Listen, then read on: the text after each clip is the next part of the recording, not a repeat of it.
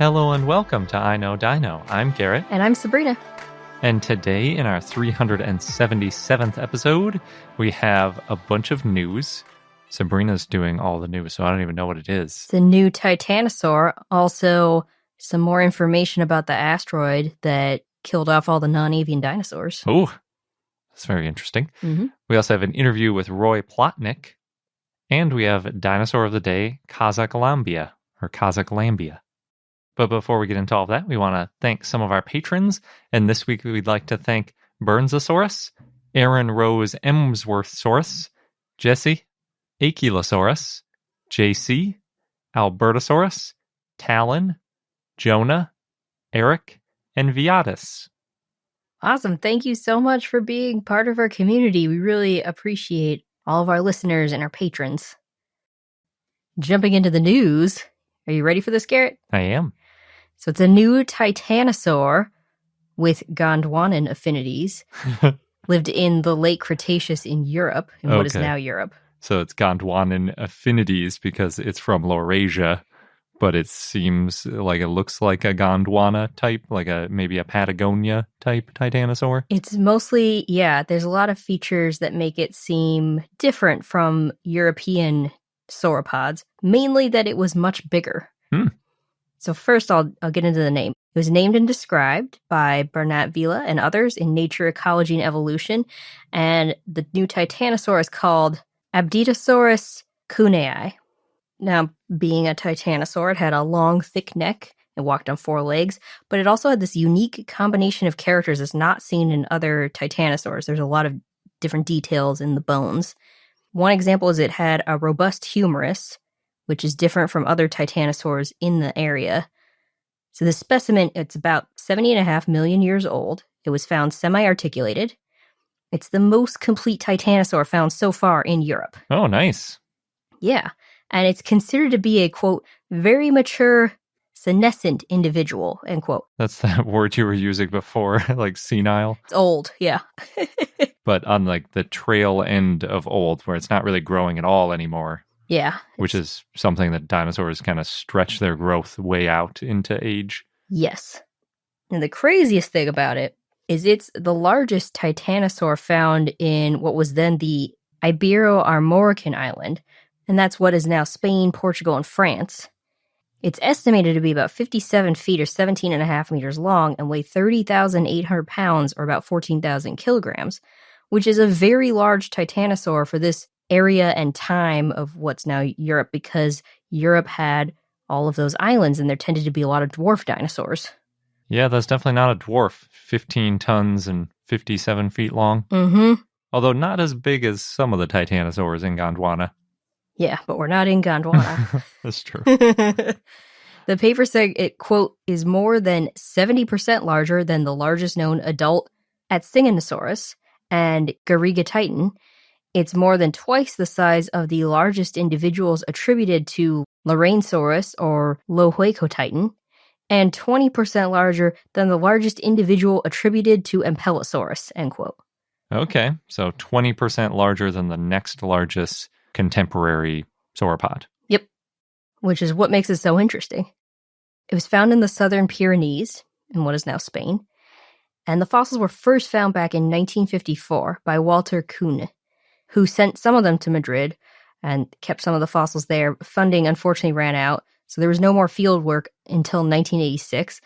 And then apparently more fossils were being excavated, and then a big storm led to the dig being canceled or postponed.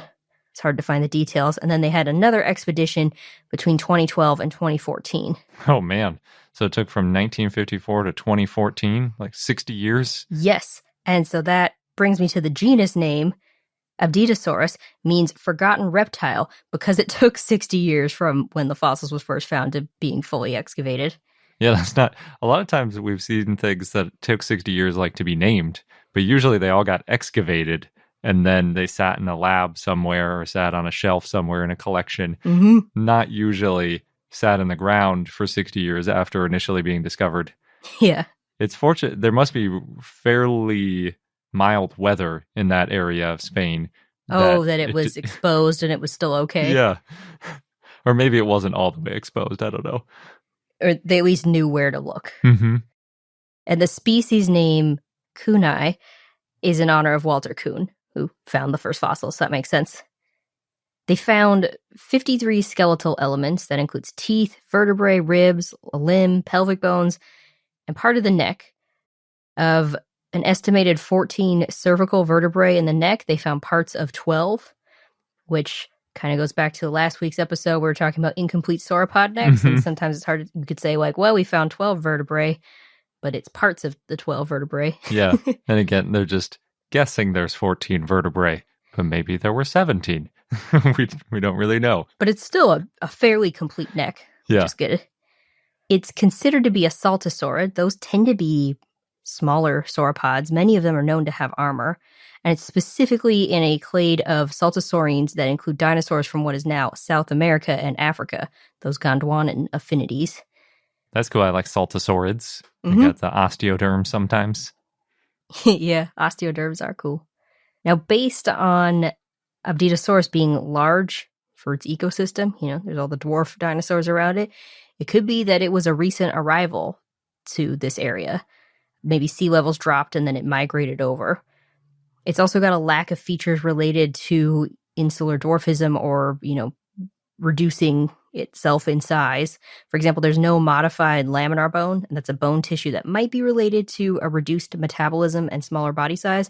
And there's no evidence for any metabolic adaptations for living on an island. There were also some eggshells found in the locality, the same site where the fossils were found. And those eggshells are the same as eggshells known from Gondwana. It's specifically Physiolithus bagensis, and those had been found in India. And in addition to the eggshells, they found plants, gastropods, and crocodilomorph and dromaeosaurid teeth in the same area. Yeah. And apparently there was a 2017 documentary about this finding called Europe's Last Giant. So if anyone wants more information. Cool. Yeah, way before they had a name for it. 5 years after the documentary. Yeah, so pretty cool. That is a nice sounding titanosaur. Big ol' saltosaurid in Europe. Yeah. Glad I got to sneak another sauropod news item in. It's just so easy. Now, the next news item is a recent study that found that the Chicxulub asteroid hit Earth during the late spring in the Northern Hemisphere. So we're narrowing down the time period for this. Yeah, that's very specific. Yeah. Although we don't know what year. Just that it was the late spring in some year around 66 million years ago. That's true. It's still pretty cool that you can narrow it down that much. This was a paper in Scientific Reports by Robert De Palma and others. And they found that, in the Northern Hemisphere, this hit in the late spring, maybe May or June. And that helps confirm a 1991 study by Jack Wolf that found, based on plants, that the impact probably happened in June. So we were thinking about this for a while, and I had no idea. Yeah, plants make sense because plants change seasonally quite a bit around the world. And since it was a global catastrophe, there should be a lot of plants affected and fossilizing where you might get some good information. Yeah. And now the impact, we've talked about this before, it basically started winter. There was no sun, it got very cold, the atmosphere was contaminated. Because this happened in spring in the Northern Hemisphere, that really amplified the effect because the plants and the animals that would have been in this growth and reproduction mode would have been really affected. And it's hard for animals that are sensitive to seasonal shifts.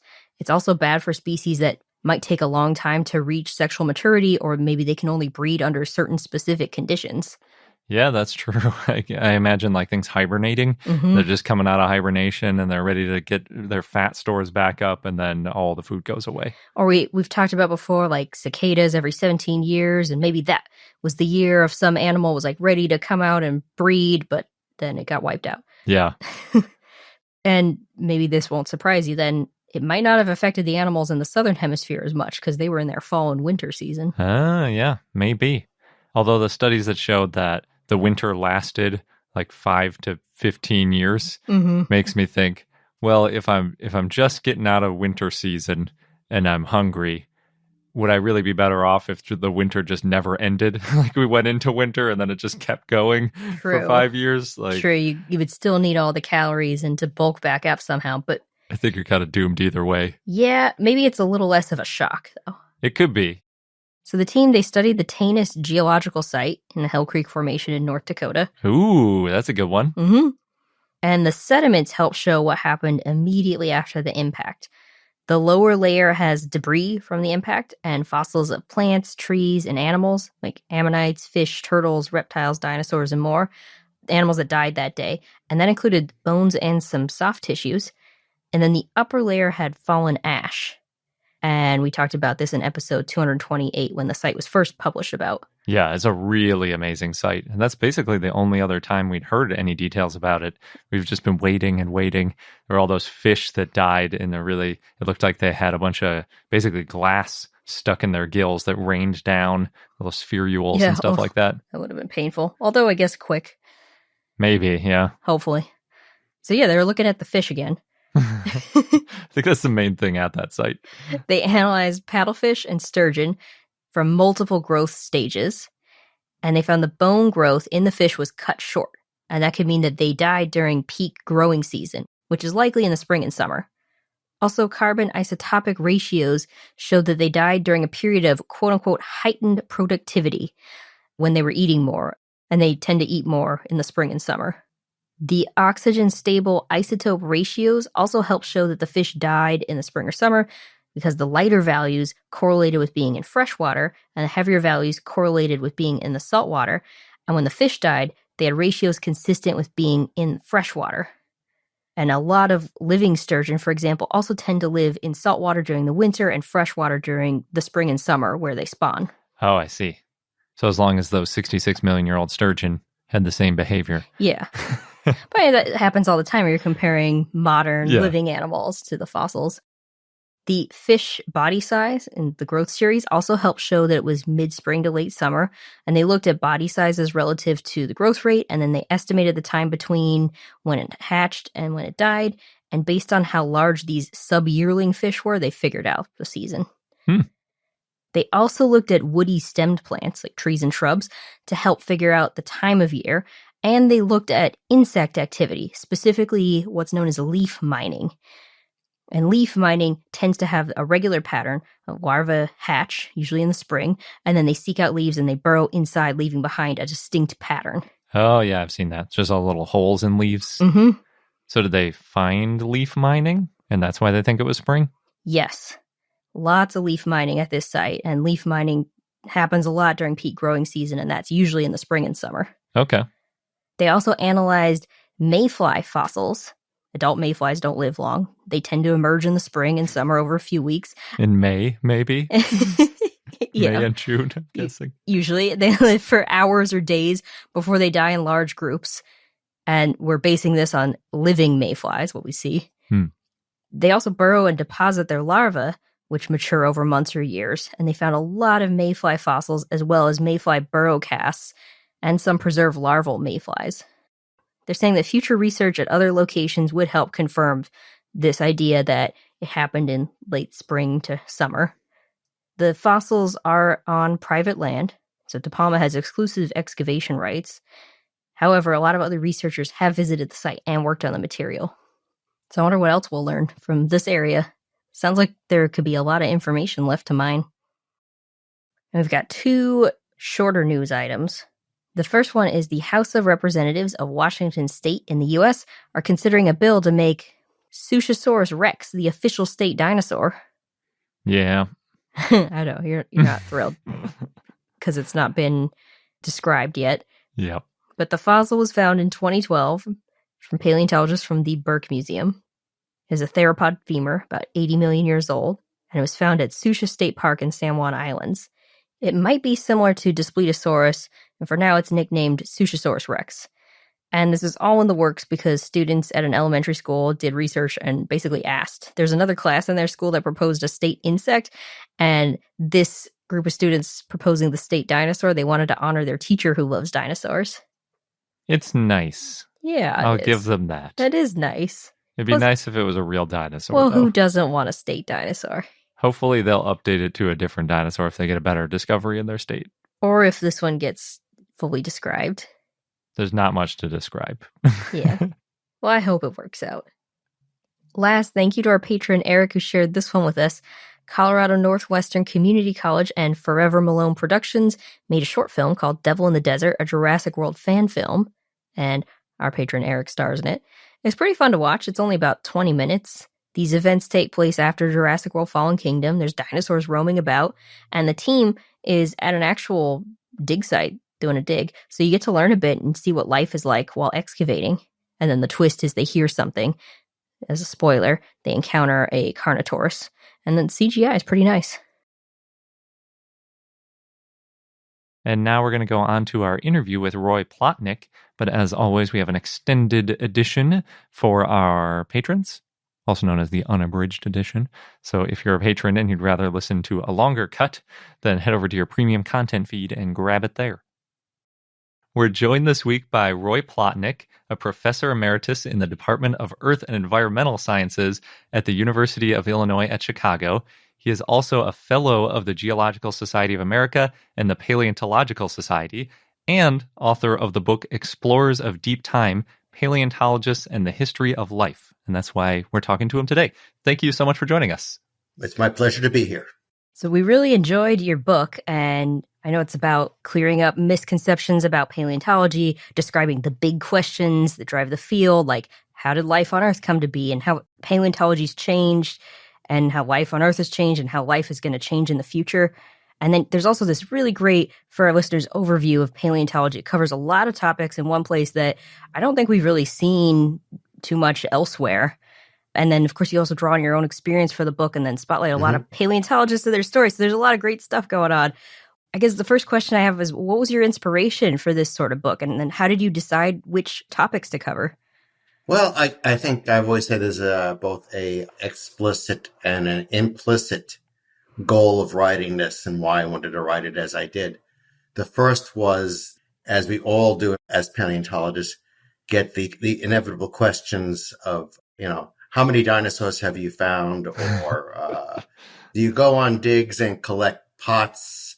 And how much gold have you found? Or, and when we see paleontologists in the media, they tend to be male. They tend to be white, with the one exception of the character in the original Jurassic Park movie.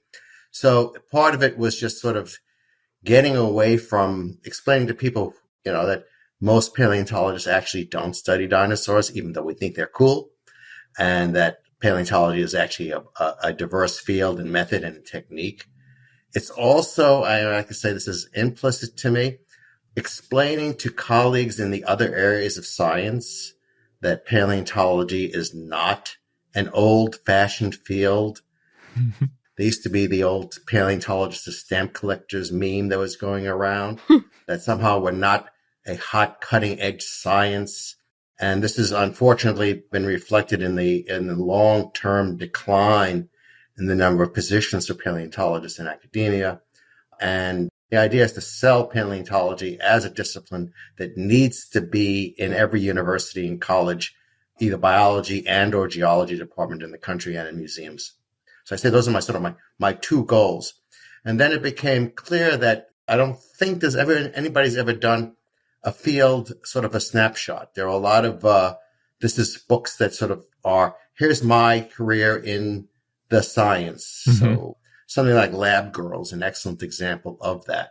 Or they focus on specific areas of a science, or they do, for example, recent books come out on paleontology, a book about a particular group of dinosaurs or just dinosaurs. But there hasn't been what I think a snapshot of any scientific discipline. They sort of says, what do we actually do? How do we spend our time? Mm-hmm. So multiple sort of goals in writing this to sort of explain, what do scientists actually do? What do paleontologists actually do? So I have to say it's not a book about paleontology. It's a book about paleontologists. Mm-hmm. How many paleontologists did you talk to? I think I did a count of something like 50 or 60 of my colleagues. I'd have to go through the actual number in the acknowledgments, but I spoke to a lot of people, starting with graduate students and postdocs at Yale, where I did the bulk of the work, and then a lot of people that I know. I've been in a paleontology in one respect or other since 1973. So I know a lot of people. And a lot of people were very glad to share their stories and backgrounds with me. And then there were people I sort of said, well, I really need to talk to artists. So people who do paleo art. So then some people I had met or I knew, like Ray Troll, but others I had seen their art and I said, well, they should be somebody I should talk to. So I would reach out to them. And almost, with one exception, almost everybody was willing to be quoted and in the book. Oh, good. So, yeah. Do you have any favorite stories? I think in terms of the fun ones, I mean, the stories that Pedro Marenco and Steve Dornbush shared about doing field work in Mongolia, back looking at sort of the earliest Precambrian. The field site they were in was also where people had been dumping carcasses of dead horses and so on. Oh, no. And they quickly discovered, because one of them landed in, I'm going to gross people out, in the eye of a student who was with them. There were flies that hung around carcasses of animals and tended to create diseases. Mm-hmm. So they think the animals died from this, perhaps from being infected by these flies. That's why they were dumped there. And then they ended up getting attacked by them themselves. Even one of them hit Pedro in the glasses. So that was sort of like, and, that tied into, if you go back to George Gaylord Simpson's writings about working in Patagonia back in the 1920s and 30s, and he talks about the flies and the bad food and the wind. It sounded very much like what Steve and Pedro were telling me was going on in Mongolia these days. Yeah, the flies in rural places are intense. We haven't spent that much time out in the middle of nowhere, paleontologically speaking, but we were in the outback of Australia, and the flies there were like, why are they not afraid? They would go in between your glasses and your eye and sort of gather there. It was, so unpleasant. When I was an undergraduate, I heard Harrison Schmitt, who was the geologist who became an astronaut, I think later on a senator, and he gave a lecture and he said, the best thing about doing geology on the moon is that there were no black flies. That is a win. They got a good helmet too, so even if there was a fly. Even if it was a fly. So yeah. So there always field work has always has challenges. Yeah. Yeah, Mongolia always has interesting stories too. It seems like just one of the best places, and Argentina too. Yeah, well, again, I always say 90% of any geologist's stories are but what happened to them out in the field. And at least traditionally, about 90% of those involved alcohol. That's true. Yeah, that's a thing. So, but that being said, you do point out that there are some misconceptions that paleontologists are always like Indiana Jones or Roy Chapman Andrews out in the fields, breaking ground and things like that. Or Ross from Friends. Yeah, but there's a wide variety of paleontologists around the sites. Yeah, I do a little bit of field work myself, but I don't consider myself a field paleontologist. And I think a lot of people are like that. I do work in the lab or on the computer. And there are people who spend all their time doing data analysis. They essentially say, well, all this work's been done by my colleagues out there in the field, collecting the fossils and describing the fossils. And they're trying to get at large-scale patterns in the evolution of life. And then they use computer databases to do that. Or we use material that's already been collected and we use various kinds of high-tech instruments to study them. So there are a lot of people who are laboratory-based or computer-based, doing data analytical studies. For paleontologists, big data kind of stuff, or people trying to work out using very detailed computer programs how things are related to each other. So there's a huge number of varieties of intellectual pursuits that paleontologists do. I enjoy, and a lot of my colleagues enjoy getting out in the field, but once you're back, when you come back, there's lots of stuff to do with the fossils that you've worked on. Yeah. It does seem like, correct me if I'm wrong, but it seems like most paleontologists spend a big majority of their time in a lab or at a desk compared with in the field. That is correct. That's exactly correct. Most of the time, some of them, almost all their time at a desk and doing things. I liked your quote from the book. We use big data on big computers to ask big questions, and then we go outside and find trilobites. Yeah, it's exactly right. I mean, I get itchy. I mean, every once in a while, I just have to get out and bang on the rocks for a while and collect some fossils, even if they're just going to go into our teaching collection. And it's always fun to find something. Oh, look at that! I've never collected one of those before. The other thing too is you do want to do some checking yourself. I think you have to have an intuitive feel for where the fossils come from in order to before you put them into the databases or to understand what the databases are telling you, to understand really this is what a fossil looks like in its home environment before you start saying it's a digital number. Yeah. Yeah, that's definitely true, especially when you're looking at like estimates of dates, and sometimes they get out of date, and someone needs to do some up-to-dated sedimentology and seeing where it actually is in the rock layer and stuff like that. I did my doctoral thesis on Eurypterids, sea scorpions, as people call them. Mm-hmm. And I've actually kind of come full circle decades later, and I'm back to working on them again. And a lot of my recent times, and here's a specimen that was collected in 1890. What is the actual modern day stratigraphy of that specimen? Where did it come from? This past year, I went out to New York and located a locality where a Eurypterid of probably about 2 meter long thing was originally discovered back in the 1890s. And we relocated the locality. Nice. Mm-hmm. And I went with some colleagues of mine. And that was really fun to say, nobody's been to this locality in over a century. Yeah. So I'm going to do that again, hopefully this coming spring out in Pennsylvania to look at some of the other ones. I didn't collect any Eurypterids this trip, but it was nice to go out and bang on rocks. That's awesome. How did you end up? What was the process like for figuring out that original locality? First of all, the original publication just basically said it's near this particular town in a small quarry. And then I found a paper written in 1940 where it was said, I talked to a guy who I knew a guy who knew a guy who said it was in a small quarry on this farm up the hill from the public library.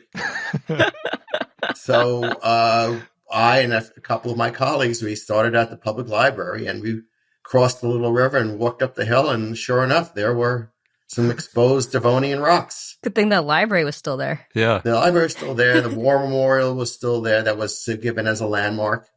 And we were able to relocate the site. And we found plants, so some neat plants that are now at the New York State Museum, but we did not find any Eurypterids. So in the book, I know you talk about different challenges and good things about paleontology. And we've talked a little bit about challenges of field work, finding localities that have been, no one's looked at them for 100 years, being out in the field in general with the conditions. And I know there's also there's accessibility, inclusion. Any advice for people who might be starting out, in navigating some of these challenges?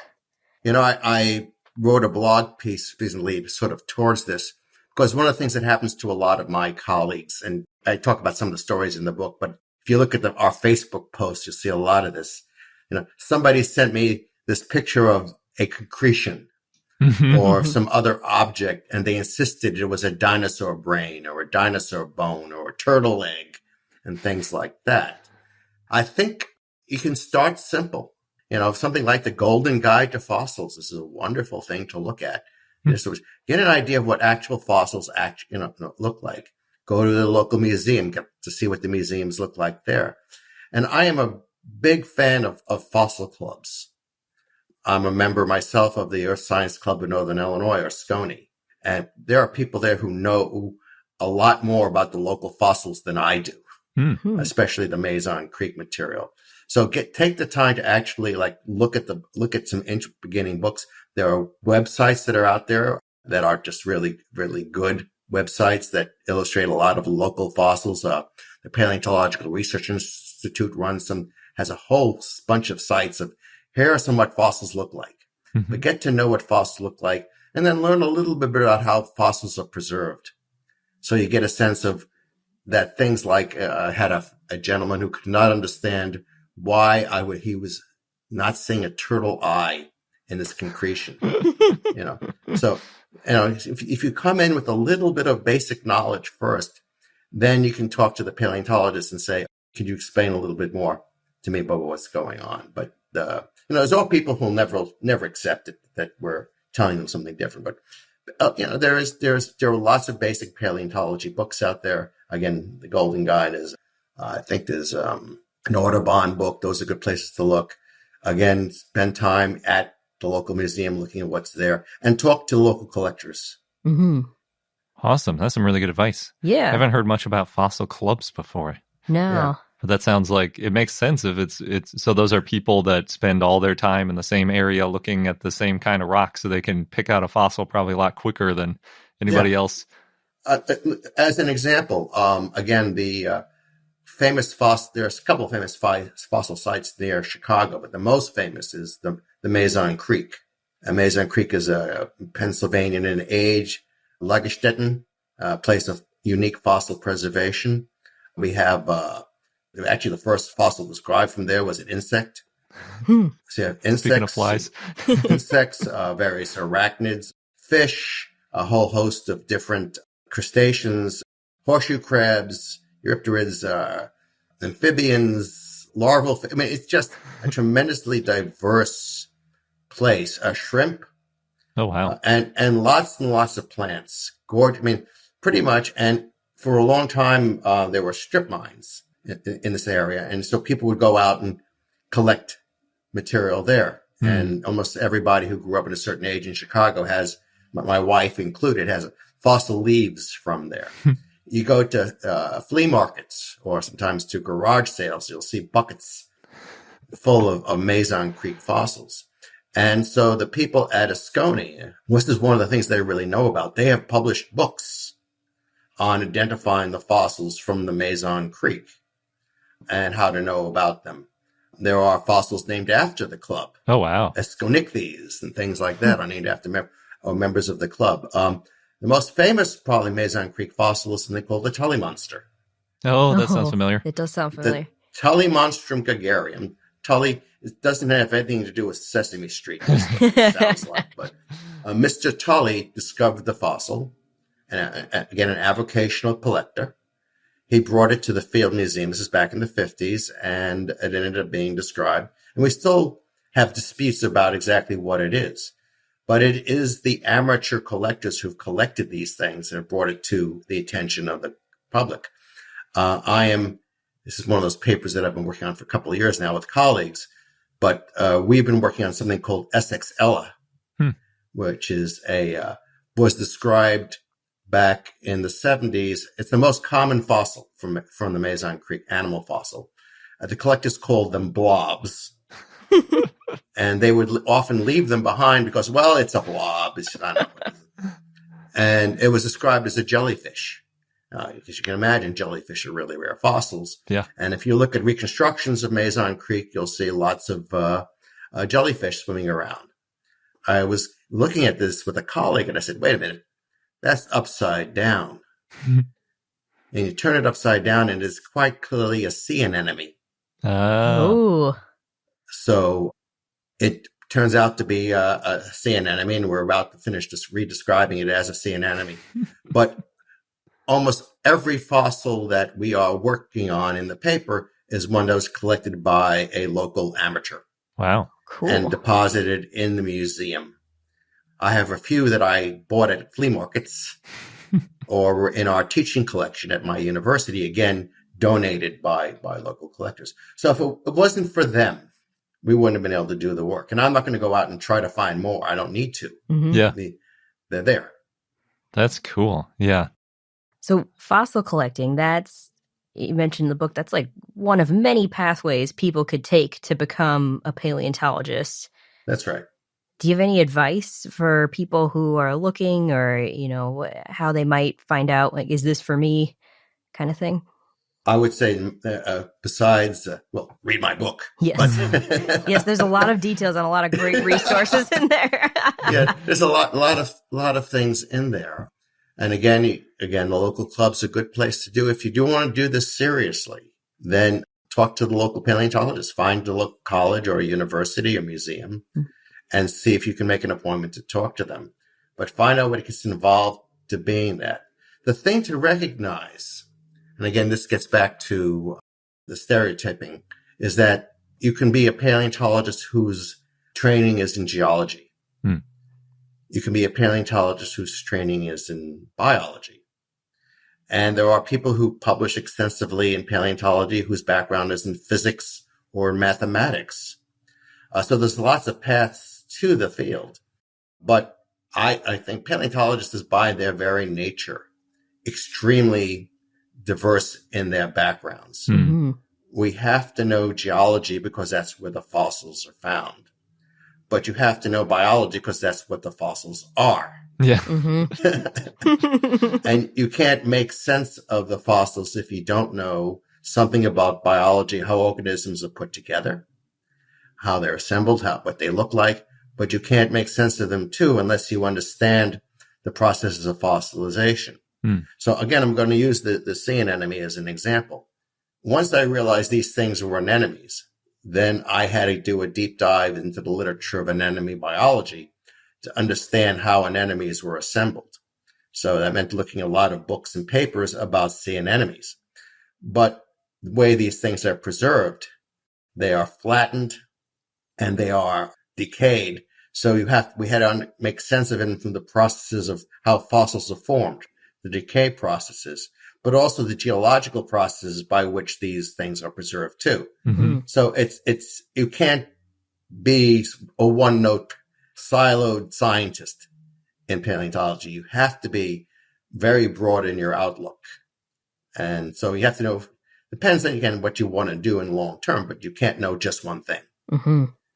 Gotcha. So even if you don't necessarily want to try all the options, it's good to have a grounding in all the different fields anyway, just so that you know how to do your job. That's exactly right. I mean, I took geology. I was a geology undergraduate. But one of the first things I did as a graduate student is I went out to a marine laboratory, spent a summer taking marine invertebrate zoology. And it still has that influence to actually, pick up these animals alive and see what they look like alive. Helped me picture what they looked like when they were dead. And again, a lot of my colleagues in vertebrate paleontology, a lot of vertebrate paleontologists know anatomy and teach anatomy because that's what they need to know, the anatomy of modern things to understand what the anatomy of extinct ones were. Oh, definitely. That brings me to, I think one of my favorite parts of your book was when you're talking about like the relevance of paleontology. There's a quote here: without fossils, we would have a very biased perspective on life on Earth today, and kind of like the lessons that we can learn from things that lived so long ago and all the extinction events and everything. Yeah, exactly right. The way I sometimes phrase it, we know what happens when things go bad. And so, because we've seen it before at the end of the Permian when we had massive volcanic eruptions. And what happened to life then when, a rock got dropped on the earth at the end of the Cretaceous? What happened to life then when temperatures spiked at the end of the Paleocene thermal maximum? So we have a direct knowledge of the impact of physical changes on the environment on life on Earth. And so that gives us, I think, a unique perspective of saying, we've seen this happen before. And also, how is what's happening today different than what has happened before? One of the objections I often have to training people get in biology today is it tends to be very ahistorical. Yes, you may get a little bit of attention to evolution in a class, but most biologists, I don't think, really think about how did what we see today come to be. Going out and looking at modern day ecology and not recognizing a lot of what we see in if we go out here in Illinois, we go out to the local forest preserves. And we look around and try to look at ecology of the modern forest preserves and say, well, in actuality, that is a very human-made landscape. Yeah. We don't recognize that 14,000 years ago, there were basically Proboscideans wandering around out there, and we know that they were there, but that is the landscape we see today is human. And if you don't recognize the human impact on what we see in ecology, then we're going to make mistakes about thinking about what the natural world is really like in that regard. And just recognizing that what we see today is the product of a long history. what I think we do more than anybody else. Yeah. Yeah, that's a good point. I do think about that sometimes when I'm going for a hike and I see birds, and I think the only reason these birds are here is because they can fly over all the city that surrounds this park. There aren't any, bears or anything because they're stuck in Canada and they can't make their way down through all the cities that are blocking their way. Yeah. Recognizing history that's of recent origin and history of deep time. That's what we do. We recognize that everything is ecological systems, biological systems are the end of a product of a long history of evolution. And that's what we see. Yeah. I think another part of your book that both of us really enjoyed was at the end. You did the SWOT analysis. Oh, yeah. On paleontology. It's the first time I've seen a paleontologist do a SWOT analysis. That was enjoyable. I think the nicest thing was the strengths, because it's strengths, weaknesses, opportunities, and threats. The strengths section seemed the longest and best, which was a nice thing to see. Like I said, I'm looking at this. This is a sales thing. Mm-hmm. I'm grabbing people by the lapels and saying paleontology is really an important field, and it's got a lot of intellectual strengths. And it's got a lot of importance, and you need to pay attention. Mm-hmm. Definitely. Yeah, absolutely. Especially you're talking about modern extinction events happening and all sorts of, like you were saying, you can learn from the past what kind of environmental changes affected the things on Earth. It's good to know. Yeah. Yeah. And how what's going on today either is or isn't like what happened before. Mm-hmm. Mm-hmm. So we've got one last question then for our listeners. If they wanted to find out more about you and your work, where's the best place for them to go? Well, I do have a website that you can get to from the University of Illinois at Chicago Earth and Environmental Sciences departmental website. I have a Google page you can get to through that. Awesome. Great. Yeah, we'll include that in the show notes. And of course, your book. People should definitely pick that up. Definitely pick that up. Yes. Explorers of Deep Time. Yes. Awesome. Well, thank you so much for joining us. It was a really great conversation. Thank you. Enjoyed having it too. Thanks so much for chatting with us, Roy. And for our listeners, definitely recommend Explorers of Deep Time. It was a fun read. And now onto our dinosaur of the day, Kazaglambia, which was a request from Crow via our Patreon and Discord. So thanks. Kazaglambia was a lambeosaurine that lived in the late Cretaceous in what is now Kazakhstan, in the Debrecen Formation. And as a quick reminder, lambeosaurines are the hadrosaurs that have a big crest on their head, like Parasaurolophus. Although I'm sure Kazaglambia doesn't have as big of a crest as Parasaurolophus did. It's hard to compete with that crest. Yeah. Kazaglambia had a bulky body, and it could walk on all fours, and it had a small, hollow crest on the top of its head. It's only a small crest. Mm-hmm. The femur was about 22 inches or 56 centimeters long, and the humerus was about 13 inches or 33 centimeters long. And it's estimated to weigh 846 pounds or 384 kilograms based on the length of its femur. That is very specific. Yes. But not that heavy. No. It is one of the earliest known lambeosaurines. The type species is Kazaglambia convincens. And we talked a little bit about it in episode 350 in our Hadrosaur Hootenanny, but we covered a lot of hadrosaurs in that episode. I'm glad I named that episode Hadrosaur Hootenanny, just so you had to join in the fun. Whenever we refer to it, yeah. And the genus name Kazaglambia means Kazakh lambeosaurine, and it refers to where it was found. The species name convincens refers to the, quote, conviction that this specimen proved a Cretaceous age for the Debrecenskaya Svita. That's really funny. They named it convincens after the conviction. Mm-hmm. Yeah, I like that. It was originally described in 1968 as Procheniosaurus convincens, so it always had that conviction. That was by Anatoly Rozdestvensky. It was also referred to Corythosaurus for a while. And then in 2013, Phil Bell and Kirsten Brink named it Kazaglambia. In 1990, Weishampel and Horner, and again in 2004, Horner, synonymized it with Jaxartosaurus aralensis. But then in 2000, Norman and Sue said that the two Casaglambia and Jaxartosaurus had enough differences and were found in different stratigraphic locations, so it made sense to keep, well, at the time, Procheniosaurus convincens, because it hadn't been named Casaglambia yet, as a distinct taxon, but they thought it was a questionable dinosaur and suggested it may need a replacement generic name. Now, by 2013, Procheniosaurus was no longer considered to be a valid genus, so Procheniosaurus convincens needed to be redescribed and renamed. Oh, I see. So it didn't really get split from Procheniosaurus. Procheniosaurus was completely invalidated, but they had a other than the type species of that genus, convincens was in there, so that they needed to make a new genus for convincens. That's an interesting way to have a dinosaur get a new genus name. Yeah. So then in 2013, Bell and Brink did it, and they said Casaglambia, formerly Procheniosaurus convincens, was different enough in its dome to have this name. They also found it to have a different growth trajectory from other juvenile lambeosaurines. And then in 2016, Albert Prieto Marquez and others confirmed the type specimen for Casaglambia. These fossils were found in 1961 by G.A. Belenky. Casaglambia is known from a nearly complete juvenile. It's only missing the snout, front of the lower jaws, end of the tail, and some back vertebrae due to erosion. It's the most complete hadrosaur found in Kazakhstan.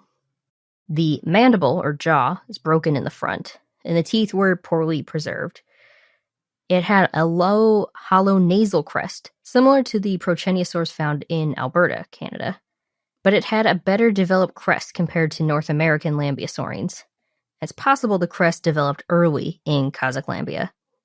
Casaglambia, or Casaglambia, may be closely related to basal lambeosaurines from Asia, such as Amurasaurus and Centaurus, and it helps to show that lambeosaurines may have originated in Asia. And our fun fact of the day is about infrasound. Ooh. We had someone on Twitter ask us if dinosaurs like Struthiosaurus could have relied on infrasound to hear, because Struthiosaurus had a pretty poor range of hearing. It's like, is that an alternative that maybe they could have used? So the short answer is no. Struthiosaurus had a very poor range of hearing. It could only hear down to about 300 hertz, which is near middle C on the piano. And for comparison, humans hear down to about 20 hertz, which is 3 keys below the last key on a piano. It wouldn't really make sense for us to make a musical instrument that we couldn't hear, yeah. below what we hear. Although I'm talking about the fundamental frequencies on a keyboard. So technically, every note has a lot of higher harmonics, also known as overtones in acoustics, that go with each key. So the lowest part of middle C is 300 hertz, but there are higher frequencies that go along with it, basically doubling 600, etc. But since humans make language, we define sounds based on our hearing ranges. So anything lower than 20 hertz is considered infrasound because it's below what we can hear. Just like how anything below what we can see is called infrared, because red is the longest wavelength we can see. So anything beyond that, we call it infrared. Like, oh, it's too low to see. It's even, longer wavelength than red. But there are plenty of animals that can see infrared, and then we categorize it as infrared, but really it's just a part of the world that we can't perceive easily.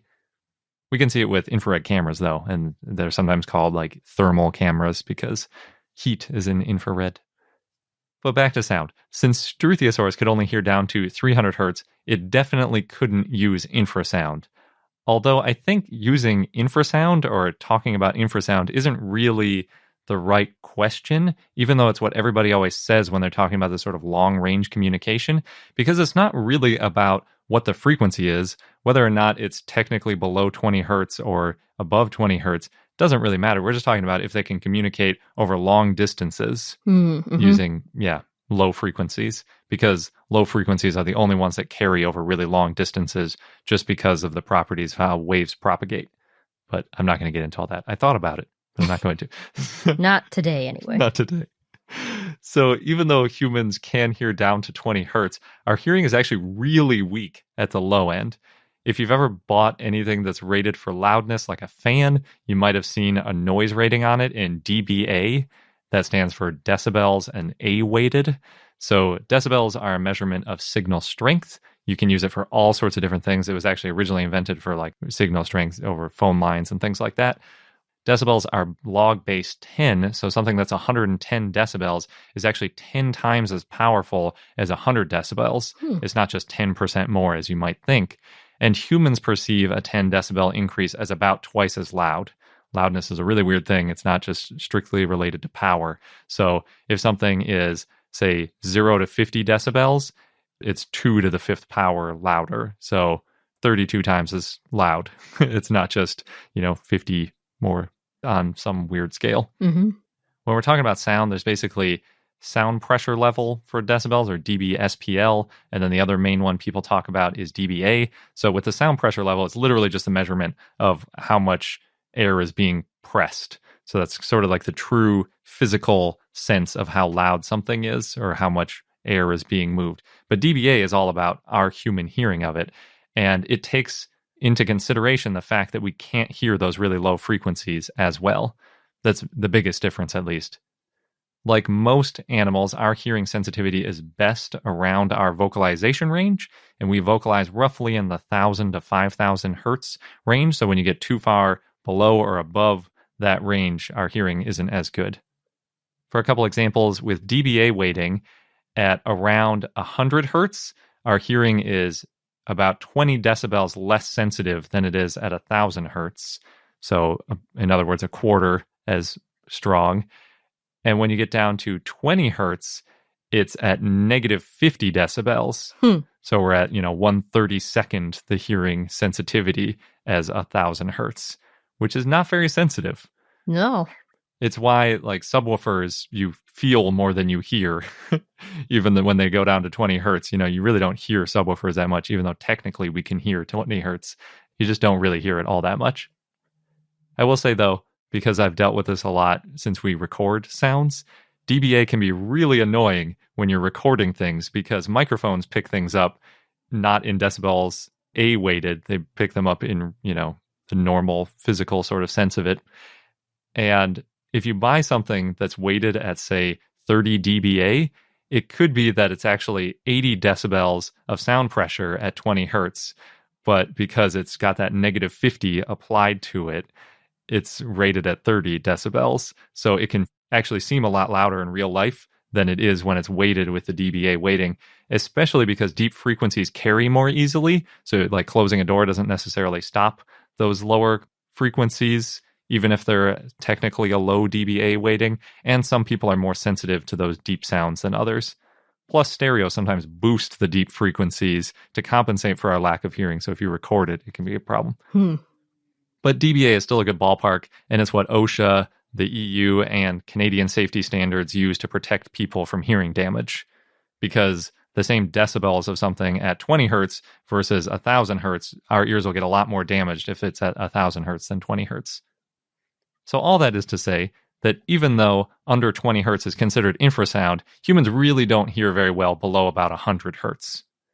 Some animals, though, can hear very well at 20 hertz and even below. Like which ones? One famous example of an animal that can use infrasound is the elephant. They can actually vocalize down to 16 hertz. They've been recorded at that frequency. And they took a larynx out of an elephant that died of natural causes, and they blew air through it to see when the vocal cords would sort of flap like how our vocal cords do when we breathe through them and, make our voice heard. Mm-hmm. And they found that it could produce sound at 16 hertz that way, too. Wow. Which is very deep. Yes. And they also have pretty sensitive hearing at that range as well. And since deep sounds travel farther, elephants can communicate around a distance of 2 to 10 kilometers or 1 to 6 miles, depending on how loud they're calling. Wow, that's impressive. Yeah, it's really far. Humans cannot do that. And the loudness is another really important factor when you're talking about that long-distance communication. It's not just the frequency, but how loud you can get. African elephants have been recorded up to 117 decibels, which is very, very loud. Mm-hmm. It's hard to do a direct comparison because it's a very different frequency, but a trained opera singer might be able to hit that loudness briefly, although not at that pitch. It would be in the 1,000 to 5,000 range where our vocal cords are best, because it almost always lines up the hearing and the speaking ranges. So another one that's even more impressive than elephants, but maybe a little bit less applicable to dinosaurs, are blue whales. They can hear down to about 14 hertz and maybe lower. Wow. And because sounds travel much better in solids and liquids than in air, they can communicate really far. There have been estimates that whales can communicate across thousands of kilometers or thousands of miles. It's basically the same on that scale. Dory did it with her whale friends. Yes. Although, even though it is a very low pitch, and it seems like that's really important in the story, it's maybe more about the volume, because they can reach 180 decibels, which is an insanely loud sound. The pressure of that is nuts. Our ears can be permanently damaged by just a moment at 150 decibels, which is 1/8 the perceived loudness of 180 decibels. And I've actually seen things where people talk about how if whales were really upset by people being in the water next to them, they could just make one of these vocalizations at a scuba diver and they might even kill the scuba diver. It's such a loud sound, it would really damage the person next to the whale. Whales must like humans. Yeah, they definitely tolerate us, at least. So back to dinosaurs. Whether or not any non-avian dinosaurs could use infrasound is really hard to know, but there are a few tricks we could use to get a best guess. We can estimate hearing ranges from inner ears, but to check vocalizations, we'd need to see their sound-producing organs, which is a lot harder, although they do usually overlap, so that's a good starting point. The best probable sound organ that we have preserved is the Parasaurolophus crest, the lambeosaurine. The very lowest estimate of its possible vocalizations is around 55 hertz, which is technically too high to be considered infrasound. But again, we don't hear that well under 100 hertz. We draw the line at 20 hertz. 55 hertz is still very deep sound and could still be useful over a long distance if they could get loud enough. It's also possible that dinosaurs could produce infrasounds in other ways than just the head crest that we have preserved. They might be able to growl or, make that bellowy sound with their vocal cords, like how alligators do, also similar to how elephants do. But another one that's possibly more fun is that they might have been able to boom. That's what an emu does to make its crazy sounds. So they have a special inflatable throat pouch, and it has an adjustable opening so it can change pitch. And then I can't even think of an analogy that's really good to it. I hear a lot of people compare it to a drum. I think that's the sensation that's the most similar to it that humans have experienced. I think the way the vocalization is made might be more like when you have those shipping inflatable airbags, when you pop those and there's that big pressure, or like popping a balloon too. Seems like it might be unpleasant to hear an emu boom. Yes, apparently it's really disconcerting. They can go down to about 60 hertz. So again, not technically an infrasound, but emus can boom loud enough to be heard over a distance of about 2 kilometers or a mile, which is not that far off from, what elephants are capable of with their vocalizations. So it's not really just about the frequency, it's about the loudness and the sensitivity of the hearing of the animal and all those things. Also, whales, the really long distance is useful because they can swim really long distances pretty efficiently and, might want to know where they're headed. But when you're talking about land animals, I don't know if it's useful to communicate more than about 10 miles. When you're talking like over a day's journey sort of thing, it might not be super helpful to be able to boom that loud. The interesting thing with dinosaurs is if you think about which dinosaur might be best set up for this long distance booming type behavior, the obvious answer is a sauropod, partly because they have that general sort of elephant-ness about them. And they're so big. Yeah, they're really big. With that also comes a really large neck. So if they have the emu-style boom, there's a lot of space in there for that extra pouch. Or they might be able to use the air sacs in their body to make a sort of boom situation go. Or just, big vocal folds in their neck.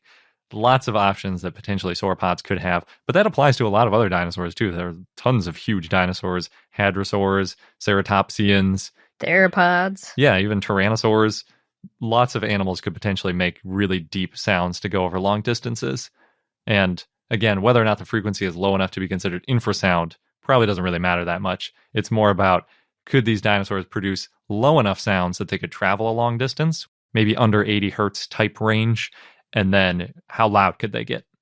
Another thing to consider if you ever find yourself traveling back in time. Yeah. Or wondering why an emu is making this terrible booming noise at you. Yeah. Or alligators, for that matter, with their growls. Oh, yeah. And that wraps up this episode of I Know Dino. Thank you for listening. If you want more information, more dinosaur goodness, and to see our show notes with all the links, then go to our website at iknowdino.com. Thanks again, and until next time.